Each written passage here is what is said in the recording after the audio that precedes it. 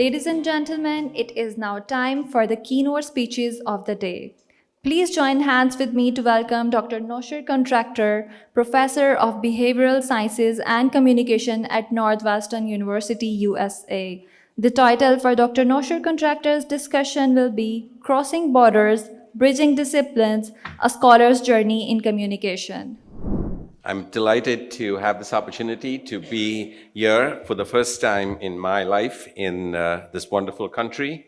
I live across the border, growing up in India, but I've always had long connections going back before partition with Pakistan, but in Lahore in particular. My great-grandfather was here in Lahore. And my faith is I'm a Zoroastrian by faith, or a Parsi as they call it. And my great-grandfather, when I was young, would tell me many stories of his wonderful days when he was the chief priest of the Parsi fire temple in Lahore. And so I know he will be smiling down to know that I'm finally visiting the town that he told me so many stories about when I was a young person. Today, my presentation is not going to be directly about climate communication. But instead, I was invited to talk a little bit about my own journey through bridging different disciplines, and as a scholar, probably as an older scholar now, in my journey through communication. I will be touching briefly on ways in which my research has actually been informed and has informed climate change over the last several decades. But I'm going to leave it to my fellow keynote speakers to be able to talk more directly about communication in their presentations. But before that, having served as a past president of the International Communication Association, we were very happy to see that you have been receiving video messages from current presidents and future presidents, Sylvia Weisbord and Ingrid Bachmann. Just to give you a bit of history for those who may not have been here at the regional hub.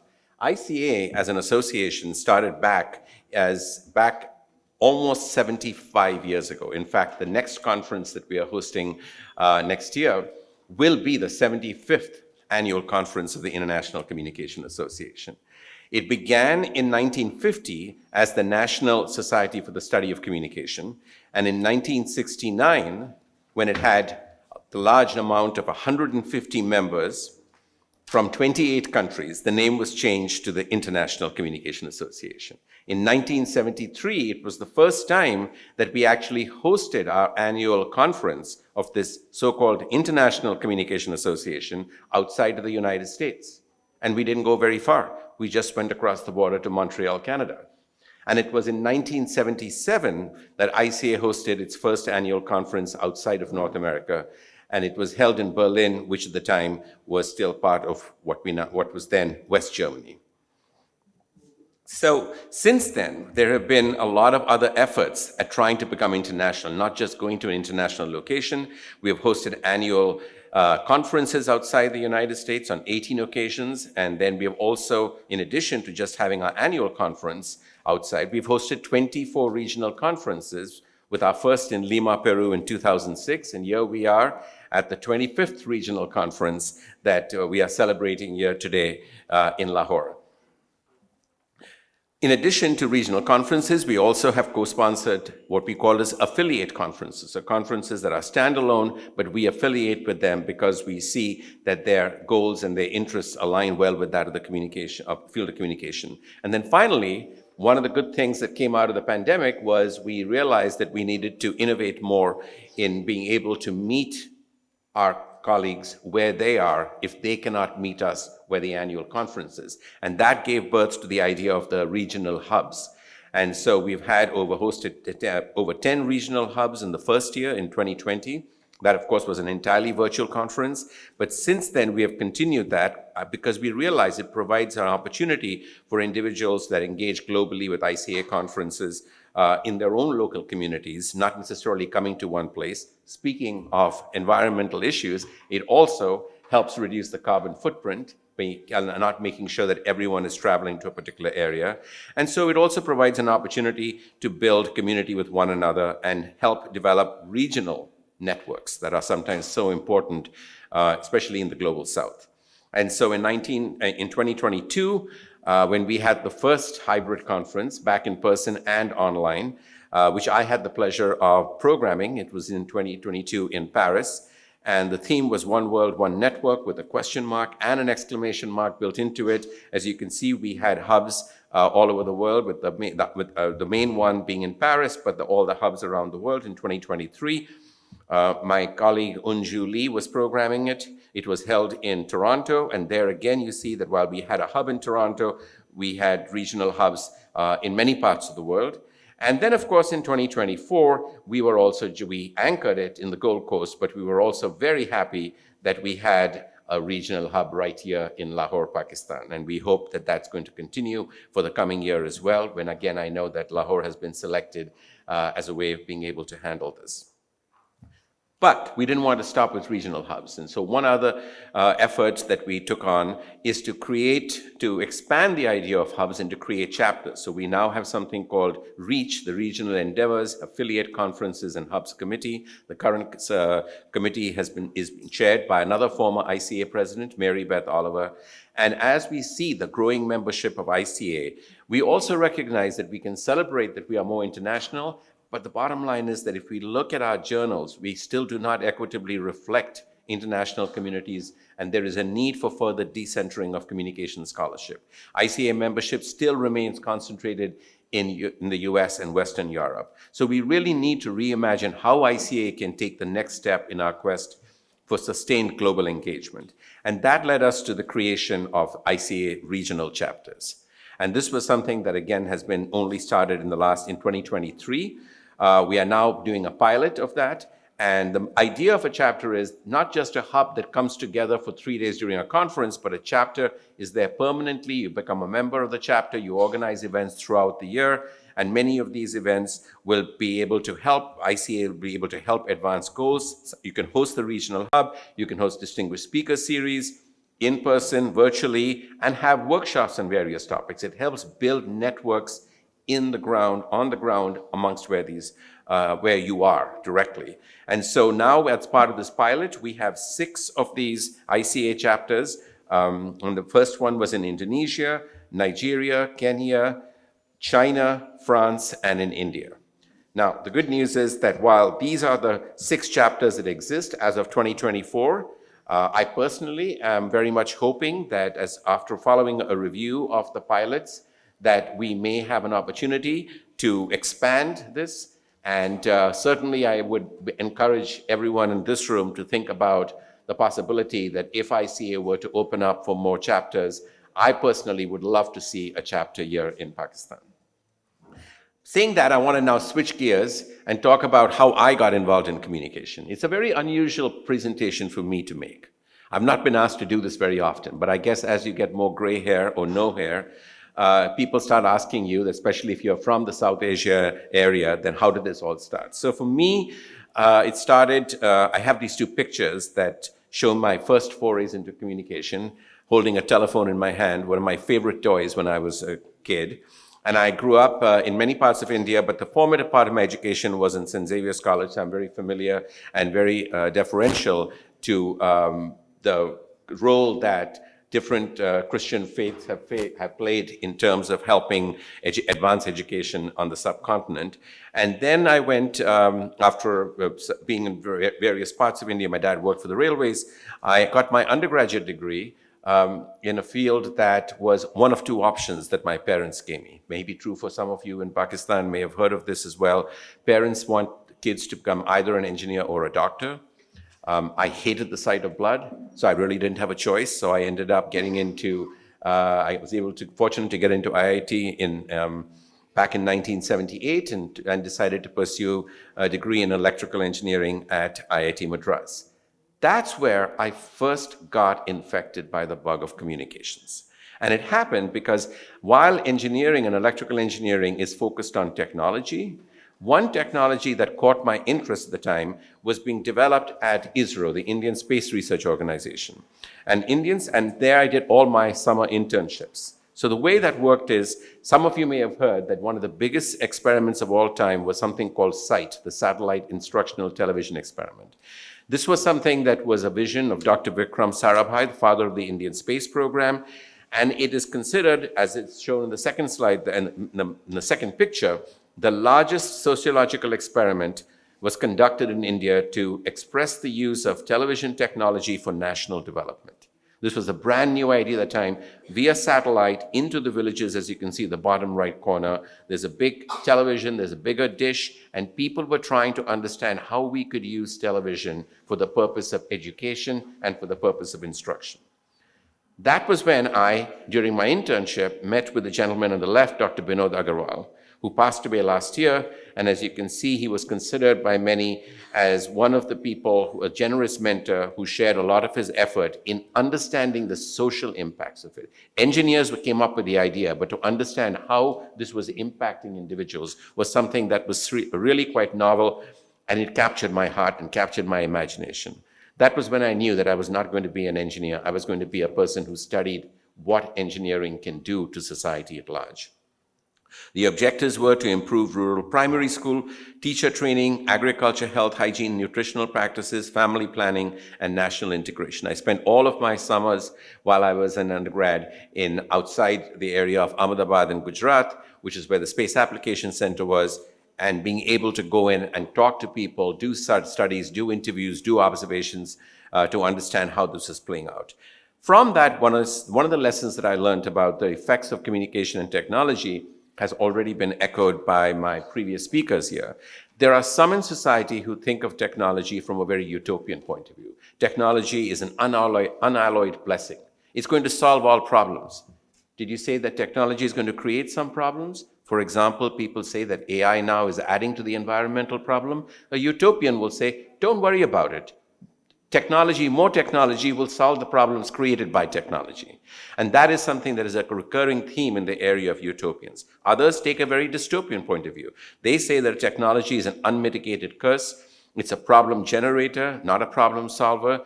We are the slaves of technology. Technology is not our slave. And so there's a lot of individuals who have that particular point of view, and many of those points are definitely worth listening to and taking heed. A third group says technology is very neutral. There's nothing good or bad about technology.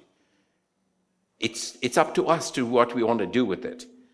I believe that this is a very naive view, because technology it's not fair to say technology is neither good nor bad. In fact, technology is both good and bad at the same time and in spite of each other. And we see that with every technology, starting with the satellite televisions that I was looking at as an undergraduate student, but continuing today. And that's what is called as the dual effects hypothesis. To any technology, we have to look at both the positive and the negative effects and try to understand the contingencies which might make the positive to be more so than the negative effects in these particular cases. That led me to go get a PhD in communication. So I moved away from being an electrical engineer to now studying in the field of communication. I got my PhD at USC, at the Annenberg School for Communication, University of Southern California. And there I was introduced to another version of something I had learned in engineering school. In engineering school, in electrical engineering, you learn about electrical circuits. You learn about power and transmission networks.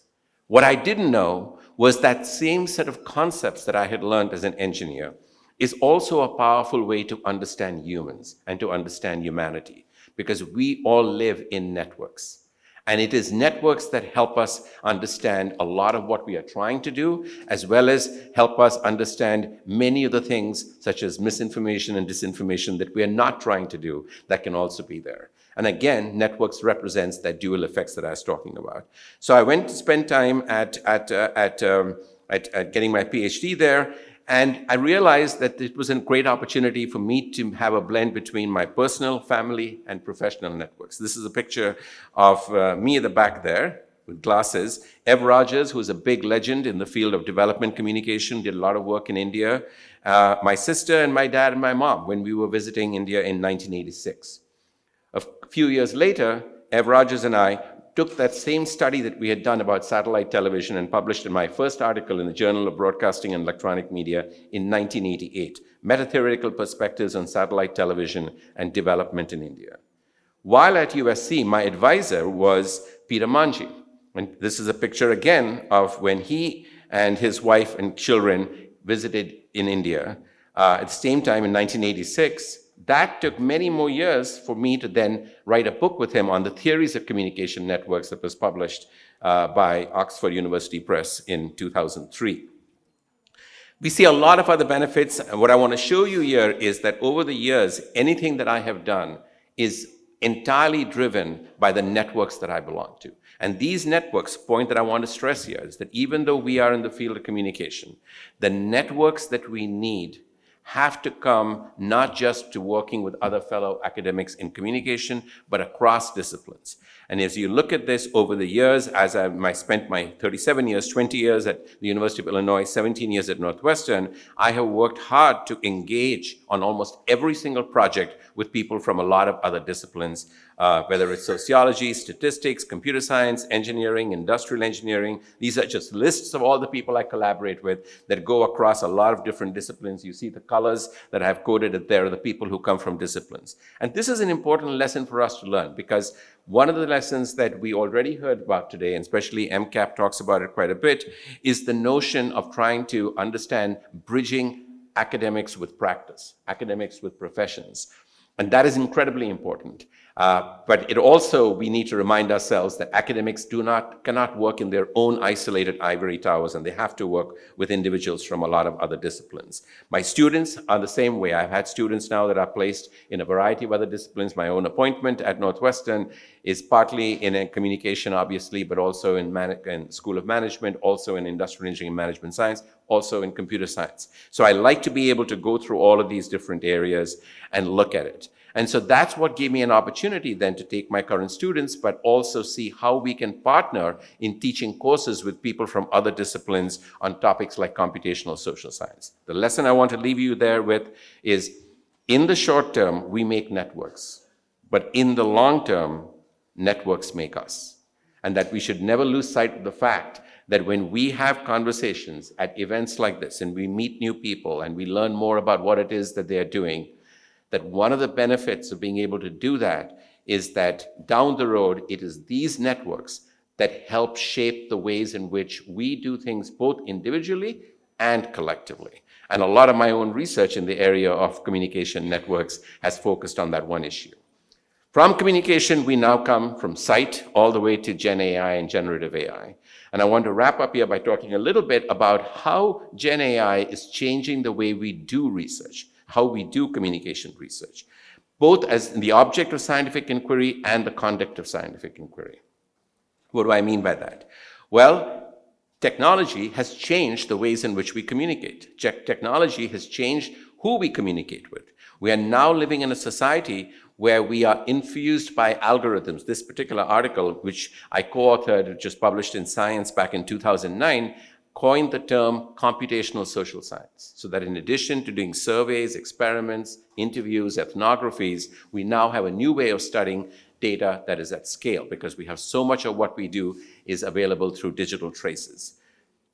With that comes the additional problem that now we don't just use technology, but technologies are infused into our society. And by that I mean we live by recommendations that are made of what we watch on our phones, by what movies we want to watch, what shows we are interested in doing, what books we buy, what commodities we buy. And those algorithms are shaping society in a way that we have never experienced before. And what that means is we have to rethink what it means to be a scientist. Whether it's social processes, economic processes, political processes, all of them are being governed by algorithms. And those algorithms are not always transparent to us. In fact, most of the time, they're not transparent to us. They're opaque and can change because they're in a black box and are often controlled by entities that we don't, as academics, have direct access to. I want to end by saying, how is it then that in addition to the fact that AI is changing technology, changing what we are studying, how is it also that we can use AI to change the way we study communication? And this is an interesting new dimension for us. Many technologies that have come before us, AI is not the first. We first think of it as a substitute. Oh, it's a better way of doing something. It's a better way of calculating something. It's an easier way to go on the road. A car is better than a horse cart. Even that's why we call it horsepower today, to this day, when we talk about the energy of a car. That's unfortunately not, while it is important to get adoption, it doesn't explain it. Because if you think, oh, if I'm going to be able to use technology, I will travel less. It turns out that over the past decades, we have seen that the more we invest in technology, the more we travel, not less. It's the curve on the right. Why is that? Because the more we coordinate through technologies, the more we create opportunities to travel, the more opportunities we do to be able to coordinate. So substitution is a very deceptive and incorrect and short-sighted way of looking at how we can do this work. Same thing with enlargement. If we think of AI and look at generative AI as a way of saying, oh, we can just do a lot more work. If I have Gen AI, I can write 10 papers a week, not one paper in a month. And again, we see that there is a problem because that kind of enlargement is very differential. We've seen over the last several decades that while technologies can uplift everyone, it uplifts some people much more than others. The haves and the have-nots, the gap that exists between elite institutions like FCCU and other parts of the world that don't have such elite institutions, that gap is increasing, and that's not good for society. And so we have to keep in mind how we are using AI and what that means to create further gaps in educational enterprises. And of course, the bottom line is that even today, the studies show that you see AI everywhere except in the productivity numbers. This was a study done by Eric Brynjolfsson and his colleagues at MIT at the time, now at Stanford. So why is it that we're not seeing the benefits of it? Well, it's because we are not understanding how to use AI to reconfigure the way we do. It's not enough to use AI as a substitute to what we do or to do more research the way, the old-fashioned way. We have to rethink it. Just like automobiles were not just used to go to the local market, it was transforming into a highway system that changed the entire infrastructure. Those are the ways in which we have to think about how we want to use AI. As an example, if we think about that, we need to think about to what extent can AI, generative AI, be a clerk, a colleague, and a coach when we are considering our research. Not just to write papers as an undergrad and send it off and hope that you don't get caught by your professor for doing that. And so this is the shift that we are seeing in the conduct of scientific inquiry. People are thinking, how can I use AI to help in all of these different areas? How does it help me get better questions? How can it help me with hypothesis testing? Is it my buddy who, instead of talking to a colleague and brainstorming, I can use it as a colleague or a partner to be able to understand what are the questions I'm asking? How can I interpret it? Can it be used to generate scientific hypothesis? Can it be used for polling? There are studies that have shown that the polling that was done during the presidential elections, that in some cases, artificial bots that were simulating humans provided more honest responses about who they were going to vote for than the people themselves.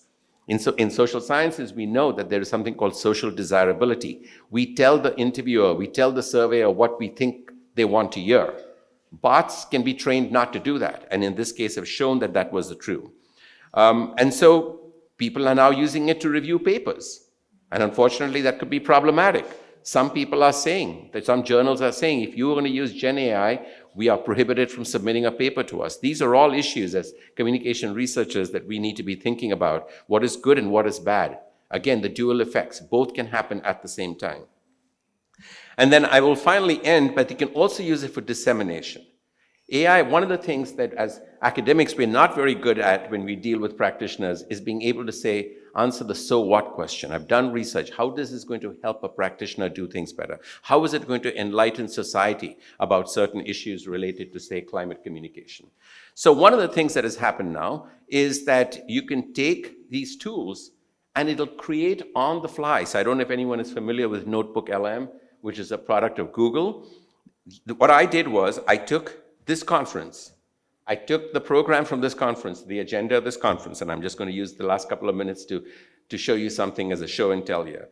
I literally dragged and dropped it into this free program called Notebook LM that is made by Google. And holding it at Foreman Christian College. It's a chartered university in Lahore.